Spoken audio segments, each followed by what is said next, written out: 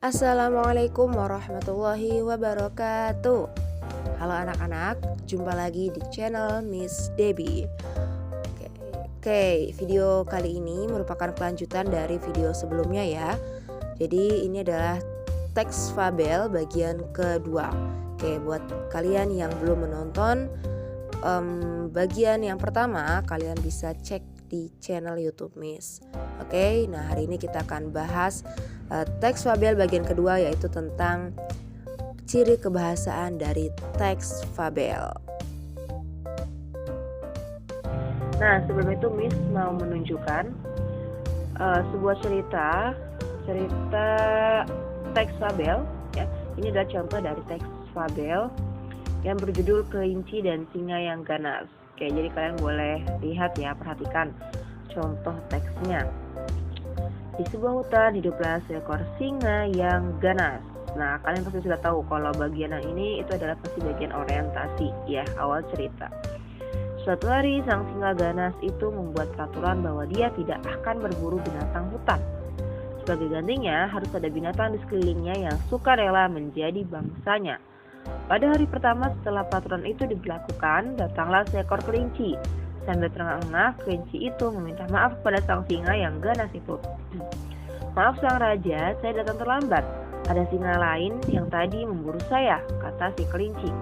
Kemudian singa yang ganas itu mengangguk-anggukkan kepala dan langsung menyahut. Mana singa yang mengejarmu? Akan kuhabisi dia sekarang. Nah, ini pasti kalian paham ya, ini termasuk ke dalam komplikasi. Udah muncul masalahnya. Ya, sang raja, dia ada dalam sumur itu, jawab kelinci.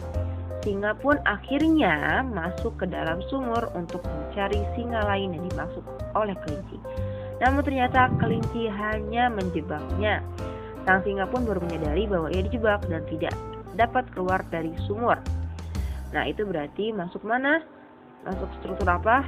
Ya, resolusi. Ya, pembahasan ini semua, struktur ini ada di video Miss yang sebelumnya ya, video teks fabel sebelumnya. Kalian bisa lihat di channel Miss. Kemudian yang terakhir, berkat kecerdikan kelinci, sang singa yang ganas itu masuk ke dalam sumur dan tidak ada lagi pemangsa di hutan itu. Akhirnya binatang-binatang di hutan itu menjadi lega. Oke, akhirnya binatang-binatang di hutan itu menjadi lega. Ini masuk kemana? Ya, koda ya. Jadi kesimpulan dari cerita atau perubahan perilaku si tokohnya. Oke, baiklah, kita lanjutkan. Nah, ini adalah ciri kebahasaan teks fabel. Apa saja ciri kebahasaan teks fabel? Yang pertama, penggambaran latar dengan diksi yang mudah diimajinasikan.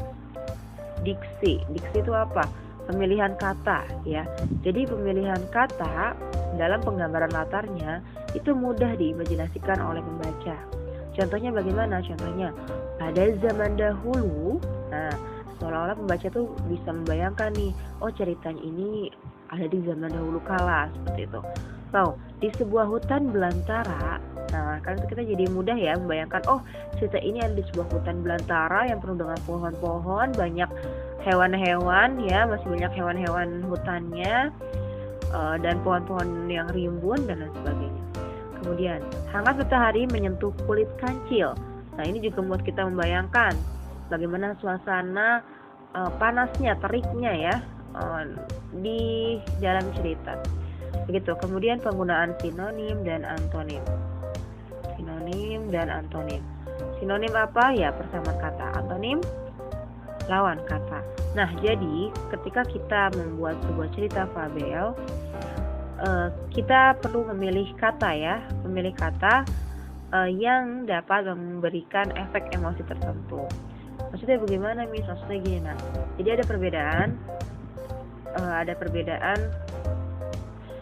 antara penggunaan kata senang, misalnya nih contohnya aja saja ya, kata senang dengan kata riang gembira. Misal kalian mau mengatakan hari ini aku senang. Nah, ya sudah kan, hanya ya aku senang, sudah seperti itu saja gitu. Tapi berbeda jika kalian berkata hari ini aku riang gembira. Nah, itu kan dia menimbulkan efek emosi yang lebih kuat ya ketimbang kata senang. Nah, dalam fabel hal-hal seperti ini tuh perlu diperhatikan begitu, agar si pembaca ketika membacanya tertarik gitu ya, menarik, agar cerita menarik. Oke, atau kata sedih dengan merana. Misalnya, hari ini aku sedih. Kancil sedang sedih. Nah, berbeda dengan kancil merasa merana. Nah, itu kan berbeda. Oke, kemudian yang ketiga, penggunaan konjungsi. Konjungsi itu apa? Ya, kata hubung ya. Konjungsi kata hubung. Ada apa saja contoh kata hubung? Ada padahal, sedangkan, tetapi, bahwa, dan. Nah, itu adalah konjungsi atau kata hubung ya. Selanjutnya, nah ini, penggunaan kata seru. Contohnya, oh begitu? Nah, oh begitu bukan suatu pertanyaan ya, tapi itu suatu kata seru. Maksudnya bagaimana? Dia terkejut ketika kita berbicara mengatakan, oh begitu? Kita terkejut, bukan bertanya sebenarnya ya maknanya. Oh begitu? Lalu, hati-hati ya, jalannya licin. Wah, indah sekali pemandangan di sini. Nah, seperti itu kata seru. Kemudian penggunaan kata depan. Kata depan, contohnya apa? Pak Beruang sedang duduk di taman. Di manakah rumahmu Kancil? Ke mana sajakah kamu hari ini?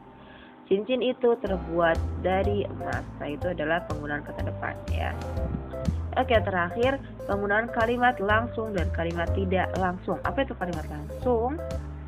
Kalimat langsung itu adalah kalimat yang dinyatakan secara langsung oleh tokohnya.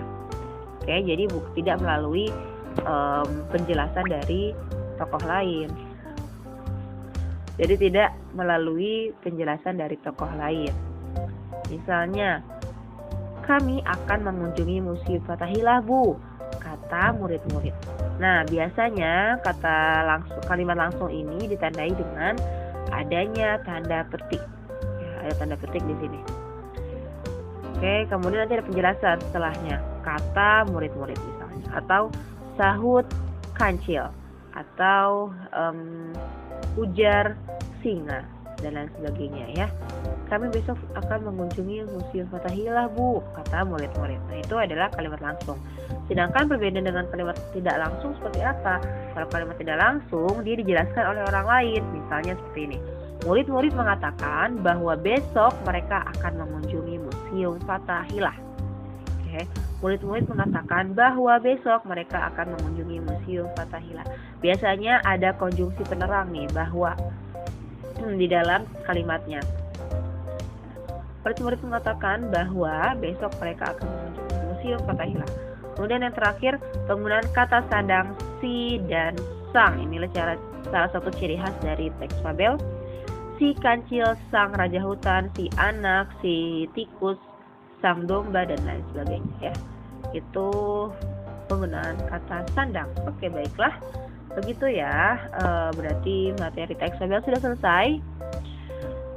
Sekian dari Miss. Jangan lupa kalau video ini bermanfaat, kalian bagikan ke teman-teman kalian. Dan jangan lupa di like dan komen dan subscribe.